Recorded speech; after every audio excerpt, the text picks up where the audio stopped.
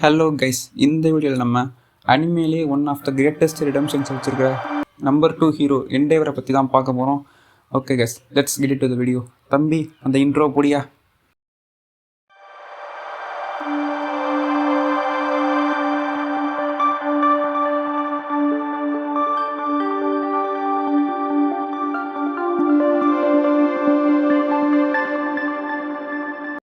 My hero அகாடமியாவை பார்த்தவங்களுக்கு Endeavour அப்படின்ற பேரை கேட்டவுடனே அவங்களுக்கு ஞாபகம் வர சீனு இந்த ஐ எம் ஸ்டில் ஸ்டாண்டிங்கிற சீனோ, இல்லை தன்னோட கை போனதை கூட நோட்டீஸ் பண்ணாமல் ஆல்ஃபாரனை வறுத்தெடுத்த இந்த சீனோ, இல்லை இந்த கேரக்டரோட பெஸ்ட்டு சீன்ஸ் எதுவுமே அவங்களுக்கு ஞாபகம் வராது. மாறாக அவன் பண்ண பிக்கஸ்ட் மிஸ்டேக்ஸ் தான் ஞாபகம் வரும். Endeavour is and best example for நீ என்ன தான் கிரேட்டஸ்ட் ஹீரோவாக இருந்தாலும், இந்த சொசைட்டி போற்றக்கூடிய ஒரு ஆளாக இருந்தாலும், பேரண்டிங் ஒழுங்காக பண்ணலைனா என்ன ஆகும் அப்படிங்கிறதுக்கு Endeavour is and best example. Parenting ஒழுங்காக பண்ணாததுனாலேயே ஒரு வில்லனை உருவாக்கியிருப்பாப்புல. அப்புறம் இந்த ஃபேமிலி ஒரு பெரிய ட்ரௌமாவே பார்த்தீங்கன்னா அனுபவிச்சிருக்கும். ஸ்டில் அனுபவிச்சு தான் இருக்குது மை ஹீரோ அகாடமியா யூனிவர்ஸில். அண்ட் அவரும் எவ்வளவோ இழந்துட்டார். ஆக்சுவலி சொல்லப்போனால் ஃபைனல் வார் முடிஞ்சதுக்கப்புறமும் ரொம்ப சஃபர்டு கேரக்டராகவும் இருக்கார் எண்டேவர். பொதுவாக கதைன்னு பார்த்தீங்கன்னா மெயின் பிளாட்டில் பார்த்தீங்கன்னா ஒரு ஸ்டோரி ரன் ஆகும். சைடுக்காக பார்த்தீங்கன்னா சைட் ஸ்டோரி அப்படிங்கிற ஒன்று போகும். ரொம்ப சில தடவை தான் பார்த்தீங்கன்னா அந்த சைட் ஸ்டோரி பார்த்தா மெயின் பிளாட்டே ஓவர் ஷேடோ பண்ணுற மாதிரி இருக்கும். அப்படிப்பட்ட ஒன்று தான் பார்த்தீங்கன்னா இந்த ஹெல்லி ஸ்டோலரோக்கி ஃபேமிலி, இந்த டாபியோட சீன்லாம். சீசன் 6 மை ஹீரோ அகாடமியாலே அது வரைக்கும் வந்த ஃபைட்லேயே பெஸ்ட்டு ஃபைட்டு பார்த்து தான் போயின்னு இருக்கும். அப்படி போகும்போது அது என்னென்னா நமக்கே தெரியும், Shigaraki versus the all heroes அந்த ஃபைட் தானா. அண்டு அதில் பார்த்தீங்கன்னா ஷிகராக்கி ஒரு பாயிண்டில் பார்த்தீங்கன்னா மயக்கமாயிருவான். தேக்கும் பார்த்தீங்கன்னா ஹெல்ப்லெஸ் அந்த மாதிரி ஸ்டேட்டில் தான் இருப்பான் அவனும். அப்போ டாபி பார்த்தீங்கன்னா ரிவீல் பண்ணுவான் அவனோட ட்ரூ ஐடென்டிட்டியை. Yes, he is the elder son of hero Endeavor, Toya Todoroki. அந்த சீன்லாம் ரொம்பவே அன்எக்ஸ்பெக்டடான சீனு. யா, அந்த சீன்லாம் பார்த்தீங்கன்னா எண்டேவர், அப்புறம் நம்ம ஷோட்டோ, அப்புறம் டேக்கோட ரியாக்ஷன்லாம் ப்ரைஸ்லெஸ்ஸு. அந்த சீனில் தான் நம்ம ஃபஸ்ட் டைம் எண்டேவர் பார்த்தீங்கன்னா அடுத்து என்ன பண்ணுறதுனே தெரியாமல் இருந்ததை நம்ம பார்த்துருப்போம். And it was epic moment also. அந்த சீன்லாம் நான் இந்த ஹெல்லி ஸ்டோலரோக்கி ஃபேமிலிக்குள்ளே அப்படியே போயிட்டேன். அந்த ஷிகராக்கி ஃபைட்டு அதெல்லாம் நான் அப்படியே மறந்துட்டேனே சொல்லலாம். டாபியோட ஃப்ளாஷ்பேக்குக்காண்டியே நான் சீசன் 7க்கு ரொம்ப ஈகராக வெயிட் பண்ணியிருந்தேன். எண்டேவருக்கு நம்பர் 1 ஹீரோ ஆகணும், ஆல்மெட்டை எப்படியாவது தோக்கடிக்கணும் அப்படிங்கிற ஒரு ஆசை இருந்திருக்கும். ஆசை இல்லை, பேராசை இருந்திருக்கும். ஏன்னா அது ரொம்ப பெரிய ஆசை அப்படிங்கிறனால சொல்கிறேன் அப்படி.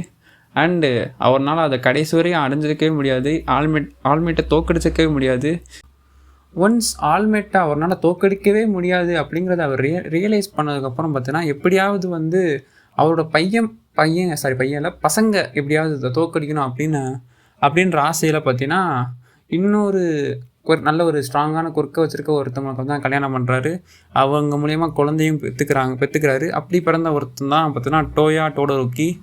இந்த ஒட்டுமொத்த சீரீஸ்லேயே எண்டேவரை விட அதிகமான ஃபயர் பவரை கொண்ட ஒரு ஆள் தான் நம்ம டாபி, இல்லைன்னா டோயா டோடரோக்கி. என்ன தான் டோயாவுக்கு பார்த்தீங்கன்னா எண்டேவரை விட ஃபயர் பவர் அதிகமாக இருந்தாலும் எண்டேவர் பார்த்தீங்கன்னா ஆஃப் ஃபயர் ஹாஃப் கூல் அப்படிங்கிற ஒரு காம்பினேஷனில் தான் ஒரு குழந்தை வேணும்னு பார்த்தீங்கன்னா ஆசைப்படுவார். ஆனாலும் டோயாவுக்கு பார்த்தீங்கன்னா அவர் கடுமையான பயிற்சிங்கிறத தான் கொடுத்துக்கிட்டு தான் இருக்கார். ஆனால் டோயாவுக்கு பார்த்தீங்கன்னா ஒரு 5 வயசு இருக்கும்போது அவருக்கு பார்த்தா தெரிய வருது டோயாவோட உடம்பு அவனோட ஃபயர் பவரை தாங்குகிற அளவுக்கு இல்லை அப்படிங்கிறது. இது ஏன்னு பார்த்தீங்கன்னா டோயாவோட அம்மா பார்த்தீங்கன்னா ஒரு ஐஸ் குவர்க்கை தான் வச்சுருப்பாங்க. அதோட ரிசல்ட்டாக தான் பார்த்தீங்கன்னா டோயானால் அந்த ஃபயர் பவரை பார்த்தா தாங்க முடியாததுக்கான காரணம் because your all know ice fire ஐஸை மெல்ட் பண்ணும் அப்படிங்கிறத. இது எண்டேவருக்கு தெரிய வந்ததுக்கப்புறம் அவருக்கு தோணுன விஷயம் என்னவா இருக்கும் அப்படின்னு நான் நினைக்கிறேன்னா அடுத்த குழந்தை பார்த்துக்கலாம் அப்படின்ற ஒன்றா தான் இருக்கும்னு நினைக்கிறேன். ஏன்னா இந்த விஷயத்தை பார்த்தீங்கன்னா டோயா கிட்ட தெளிவாக எடுத்து சொல்லியிருந்தாலும் அவனுக்கு புரியாது அப்படிங்கிறது எனக்கும் தெரியும். ஏன்னா அவனுக்கு அப்போ வெறும் 5 வயசு தான். அவனுக்கு 15 வயசு இருந்தாலும் அது அவனுக்கு புரியாது அப்படிங்கிறது எனக்கு தெரியும். இருந்தாலும் பார்த்தீங்கன்னா இதை பார்த்தீங்கன்னா நல்லாவே அட்ரஸ் பண்ணி எப்படியாவது பார்த்தீங்கன்னா டோயாவை டோயாக்கு எடுத்து சொல்லியிருக்கணும் அப்படின்னு தான் நான் நினைக்கிறேன். அண்டு அவன் அப்படி அந்த விஷயத்துக்கு மேலே ஆல்மைட்டை தோக்கடிக்கணும் அப்படின்ற ஒன்று மேலே வந்து அப்சசிவாக அவ்வளோ ஆனதுக்கு முக்கியமான காரணமும் பார்த்தீங்கன்னா எண்டேவர் மட்டும்தான். அண்டு ஒன்ஸ் பார்த்தீங்கன்னா அவன் தெரிஞ்சதுக்கு அப்புறமும் பார்த்தீங்கன்னா வந்து அதை பார்த்தீங்கன்னா அப்படியே அவனை கண்டுக்காமல் விட்டதும் பார்த்தீங்கன்னா எண்டேவரோட பிக் பிக் பிக் மிஸ்டேக்கு தான் நான் பார்க்குறேன். அண்டு இதனால் பார்த்தீங்கன்னா வந்து ஒரு வில்லனே பார்த்தீங்கன்னா உருவாக்கினார் எண்டேவர். அப்புறம் அவருக்கு வரிசையாக 3 குழந்தைகள் பிறகுறாங்க. 3வது குழந்தை எதிர்பார்த்த மாதிரி அவருக்கு பார்த்தா ஹாஃப் கோல்டு ஹாஃப் ஐஸாக அப்போ தான் பிறக்கிறான். அண்ட் அதுதான் நம்ம ஷோட்டோ டோடோரோக்கி. அண்டு பார்த்தா அவனுக்கு கடுமையான ட்ரைனிங் பார்த்தீங்கன்னா கொடுக்குறாரு. இந்த மாதிரி கடுமையான ட்ரைனிங் எண்டேவர் ஷோட்டோவுக்கு கொடுத்தனால ஷோட்டோ ஈவன் அவன் சிப்ளிங்ஸ் கூடயே பெருசாக பார்த்தீங்கன்னா வந்து எக்ஸ்போஸ் ஆகலை. அண்டு இதனால் வந்து டோயாக்கு பார்த்தீங்கன்னா ஷோட்டோ மேலே ஒரு பெரிய கோபமும் பார்த்தீங்கன்னா ஏற்பட்டது. அது கோபம் அப்படின்னு சொல்கிறத விட வெறுப்பு அப்படின்ற ஒரு வேர்டு பார்த்தீங்கன்னா ரொம்ப ஆப்டாக இருக்குன்னு நினைக்கிறேன். ஒரு கட்டத்தில் இந்த மாதிரி ட்ரைனிங் கொடுத்ததன் விளைவாக பார்த்தீங்கன்னா கொஞ்சம் கொஞ்சமாக டோடோரோக்கி ஃபேமிலி பார்த்தீங்கன்னா வந்து உடைய தொடங்குது. அண்டு ஒரு கட்டத்தில் பார்த்தீங்கன்னா வந்து அவர் ஒய்ஃபை பார்த்தீங்கன்னா அடிக்கவும் தொடங்குகிறார். ஏன்னா பார்த்தீங்கன்னா அவங்க வந்து ஷோட்டோவுக்கு ட்ரைனிங் கொடுக்கறதுல வந்து தடுத்துருப்பாங்க எண்டேவரை. என்னையா நீ பசங்களை தான் அடிக்கிறேன்னு பார்த்தா பேடியே அடிக்கிற, அந்த முகத்தை எப்படியே அவனுக்கு அடிக்க தோணுச்சு? சாரி, நான் கொஞ்சம் எமோஷனல் ஆகிட்டேன். இதனால் பார்த்தீங்கன்னா அவங்க ஒய்ஃபான ரேக்கு பார்த்தீங்கன்னா வந்து எண்டேவர் மேலே ஒரு மிக பெரும் பயம் பார்த்தீங்கன்னா உண்டாகுது. இந்த பயத்தின் விளைவாக அவருடைய கண் பார்வையுடைய நம்ம ஷோட்டோ மேலே சுடுதண்ணியை ஊற்றிடுறாங்க. அண்டு பார்த்தீங்கன்னா இது பார்த்தீங்கன்னா அவனுக்கு ஒரு சைக்கலாஜிக்கலாக ரொம்ப அஃபெக்டும் ஆகிறாங்க ரே. இந்த மாதிரி அஃபெக்ட் ஆனதுக்கப்புறம் பார்த்தீங்கன்னா டோயா இறந்த செய்தியும் எண்டேவரோட காதில் விழுகுது. என்னதான் இதுக்கெல்லாம் நம்ம தான் காரணம் அப்படின்னு எண்டேவர் உணர்ந்திருந்தாலும் அப்போயும் ஆல்மைட்டை தோக்கடிக்கணும் அப்படிங்கிற அவரோட அப்சஷன் தான் தலை தோங்குது. அப்புறம் காலங்கள் கிடக்குது. ஷோட்டோவும் பார்த்தீங்கன்னா யூஏக்கு போகிறான்.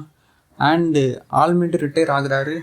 ஆல்மைட் ரிட்டையர் ஆன காரணத்தினால பார்த்தீங்கன்னா நம்பர் 2 ஹீரோவான எண்டேவர் நம்பர் 1 ஹீரோவாக முடிசூட்டப்படுகிறது. என்னதான் எண்டேவர் நம்பர் 1 ஹீரோவாக ஆயிருந்தாலும் அப்போவும் ஆல்மைட்டை தோக்கடிக்கல அப்படிங்கிற ஒரு சின்ன வருத்தம் பார்த்தீங்கன்னா அவருக்கு இருக்குது.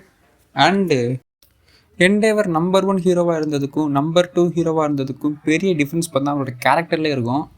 அண்ட் சீரீஸ் முடிஞ்சதுக்கப்புறம் ஒன் ஆஃப் த லைக்கபிள் கேரக்டராகவும் எண்டேவர் மாறியிருப்பார். சீசன் 4 ஃபைனல் எபிசோடில் ஹாக்ஸ் எண்டேவரை பற்றி சொல்கிறது ஒன்று தான் பார்த்தீங்கன்னா எனக்கு ரொம்ப பிடிச்ச பீக் எலவேஷன் ஆஃப் எண்டேவர். என்ன சொல்லுவார் அப்படின்னு பார்த்தீங்கன்னா வந்து ஆல்மைட்டோட பீக்கை பார்த்தீங்கன்னா யாருமே அடையணும், அவரை தோக்கடிக்கணும் அப்படின்னு பார்த்தீங்கன்னா நினைக்கவே மாட்டாங்க. எண்டேவர் ஒரு ஆள் மட்டும்தான் அதை நினச்சி அட்லீஸ்ட் பார்த்தீங்கன்னா முயற்சியாச்சும் பண்ணுவார் அப்படின்னு பார்த்தீங்கன்னா சொல்லுவார் ஹாக்ஸு. என்னை பொறுத்த வரைக்கும் எண்டேவரோட பீக் எலவேஷன் அந்த சீன் தான். அண்டு ஆல்ஃபாரோனோட ஃபைட் சீக்வன்ஸும் பயங்கரமாக இருக்கும் எண்டேவர் கூட. அண்டு அவரோட கையே போனாலும் அதை நோட்டீஸே பண்ணாமல் பார்த்தீங்கன்னா ஆல்ஃபாரோனை வெறுத்தெடுத்திருப்பார். அண்ட் ஒரு கட்டத்தில் பார்த்தீங்கன்னா ஆல்ஃபாரோன் பார்த்தீங்கன்னா வந்து எண்டேவரோட கொர்க்காக பார்த்தா திருட ட்ரை பண்ணுவான். அப்போ கண்ணிலிருந்தே பார்த்தீங்கன்னா லேசர்லாம் விட்டதெல்லாம் பங்கம்.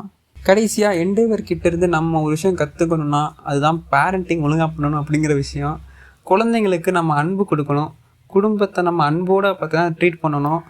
நம்ம அதை விட்டுட்டு கடுமையாக நடந்துக்கிட்டால் அதோட விளைவுகள் என்ன இருக்கும், கடுமையாக நடந்துக்கிறத தாண்டி கண்டுக்காமல் விட்டால் அதோட விளைவுகள் என்ன எப்படி அமையும் அப்படிங்கிறத பார்த்தீங்கன்னா நம்ம எண்டேவருக்கு நடந்ததை வச்சு பார்க்கலாம். அண்டு நம்மளோட ஆசைகளை நம்மளோட குழந்தைங்க மேலே திணிக்காமல் இருக்கணும் அப்படிங்கிறத கூறி இன்னொரு நல்ல வீடியோவில் சந்திக்கிறேன். Until then good bye.